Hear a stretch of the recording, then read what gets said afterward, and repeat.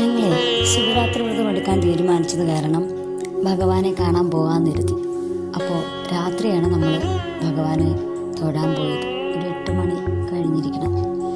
അവിടെ വ്രതവുമായി ബന്ധപ്പെട്ട് അവിടെ ഇരിക്കണം, നാമം ചോദിക്കണം എന്നൊക്കെ കരുതി. പക്ഷെ ഇളയാളെ ഒറ്റയ്ക്കാക്കി പോകാൻ ബുദ്ധിമുട്ടായത് കാരണം ഞാനും മൂത്ത മോനും ക്ഷേത്രത്തിൽ പോയി.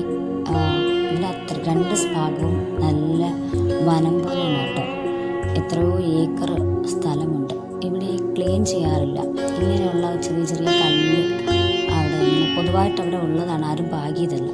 അപ്പോൾ അതുവഴി ഇങ്ങനെ കയറി വേണം കുറച്ച് മുകളിലായിട്ട് ഭഗവാന്റെ ക്ഷേത്രമുണ്ട് അവിടെ എത്താൻ.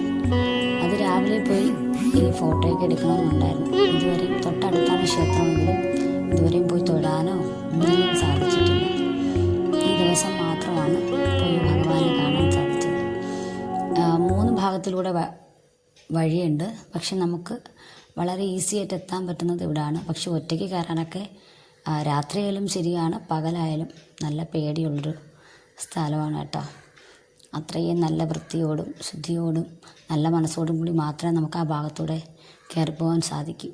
പിന്നെ ക്ഷേത്രമാണ് കേട്ടോ. ക്ഷേത്രത്തിലെത്തി ഞങ്ങൾ കാലൊക്കെ കഴുകി ക്ലീനാക്കി ഭഗവാനെ തൊഴുതു.